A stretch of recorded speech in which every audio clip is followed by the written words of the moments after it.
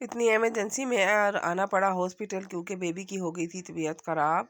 तो अल्हम्दुलिल्लाह अब वो ठीक है, बेहतर है। लेकिन जिस दिन का ये व्लॉग है उस दिन तो उसकी तबीयत ख़राब थी, उसको यरकान हो गया था और यरकान थोड़ा ज़्यादा हो गया था। इसकी वजह से उसको एडमिट करना पड़ा नर्सरी में। उन्होंने उसको शॉ में रखा, बॉक्स में रखा, ताकि ना उसको अच्छे से वो बॉक्स में रख कर शॉय लगा सके। तो उसके साथ उन्होंने फिर मदर को भी एडमिट कर लिया क्योंकि मदर फीड उनको चाहिए थी, तो इसलिए उन्होंने माँ को भी रख लिया। तो फिर मुझे भी जाना पड़ा हॉस्पिटल।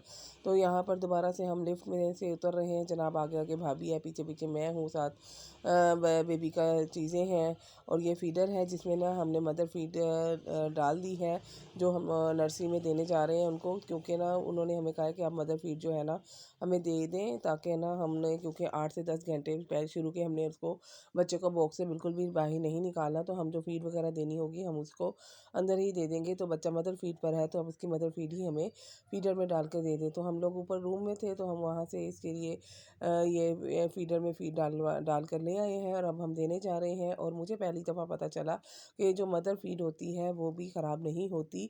यानी कि अल्लाह ना करे कोई ऐसे मसला मसाइल हो जाए। तो यहाँ पर ये मैं नर्सरी में आ गई हूँ, तो मैं आपको बताती हूँ कि अल्लाह ना करे कोई ऐसा मसला मसाइल आ जाए और बच्चा आपका मदर फीड पर हो, तो आप जो अपना मतलब फ़ीड है वो आप 6 घंटे तक जो है बाहर फ़ीडर में डालकर रख सकते हैं। और अगर फ्रिज में रखनी हो तो सुबह 12 घंटे तक नीचे वाले हिस्से में फ्रिज में रह सकती है और 24 घंटे तक फ्रीज़र में रह सकती है बगैर बाहर निकाले। और अगर आपने बिल्कुल भी बाहर नहीं निकालनी तो 6 माह तक जो मदर फ़ीड है वो इस्तेमाल हो सकती है। तो अल्लाह ताला ने इतना ज़्यादा इसमें अफ़ादियत रखी है और इसकी इतनी अहमियत भी रखी है, तो इसीलिए डॉक्टर्स ने, साइंसदानों ने इस पर रिसर्च करके इसको महफूज करने का तरीका भी बताया है। तो ये एक नॉलेज वाली बात है जो मैंने आपके साथ शेयर करनी थी।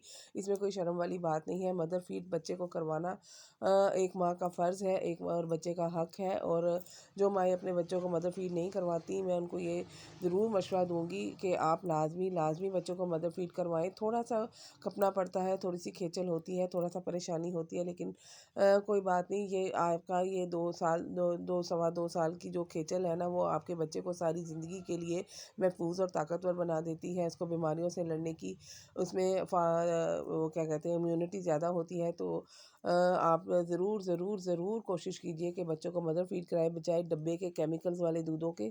अब अपने जो अल्लाह ताला ने हमारे माँ के अंदर एक ताकत रखी है, उसको उस ताकत का इस्तेमाल करें। तो जनाब यहाँ पर आपके साथ शेयर करनी थी मुझे ये बात। और अब मैं जा रही हूँ नीचे की तरफ ना। भाभी फीड वगैरह करवा कर भी आ गई थी। उसके बाद हमें 8 घंटे तो उन्होंने हमें बेबी बिल्कुल नहीं दिया। 8 घंटे के बाद वो हमें बुलाने लग गए थे हर 2 घंटे बाद कि आप आकर तो बच्चे को खुद फीड करवा कर जाएँ, क्योंकि उन्होंने 8 घंटे मुसलसल उसको शॉय लगवा दी थी। तो इसके बाद जनाब मैं हमें ये लिफ्ट का सामना मेरे साथ फिर हो गया है। ये चलिए लिफ्ट के अंदर चलते हैं, आपको भी दोबारा से लिफ्ट की सैर करवाते हैं। मैं जा रही हूँ नीचे की तरफ। तो मुझे लाना है कैंटीन से कुछ सामान लेकर आना है, तो चलते हैं कैंटीन की तरफ।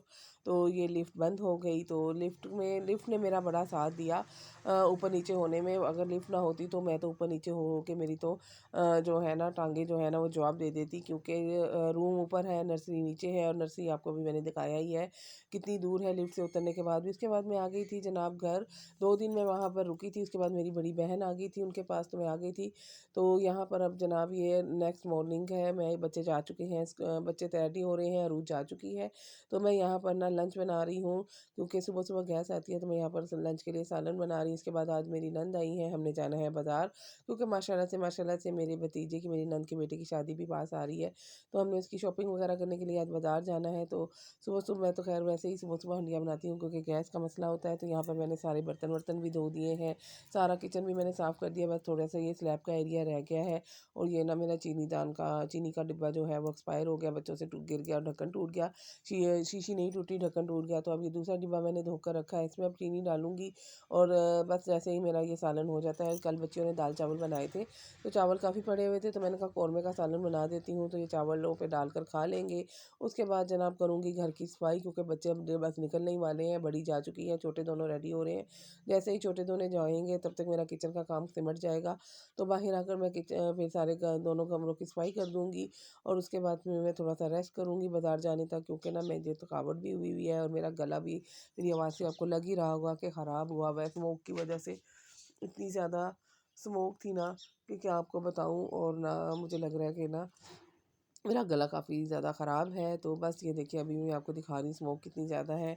बस सालन में डालती हूँ काली मिर्च और पिसा गरम मसाला और थोड़ा-सा पानी डालकर इसको दम पर रखती हूँ ताकि अच्छे से ऑयल ऊपर आ जाए और उसके बाद करूँगी बाहर जाके सारे काम। तो मेरी वीडियोज़ को इसी तरह लाइक करते रहें, सब्सक्राइब करते रहें, मुझे कमेंट करते रहें, मुझे सपोर्ट करते रहें। मुझे आपकी सपोर्ट की बहुत ज़्यादा ज़रूरत है। अल्लाह हाफ़िज़। आऊँगी कल के व्लॉग के साथ। अल्लाह हाफ़िज़।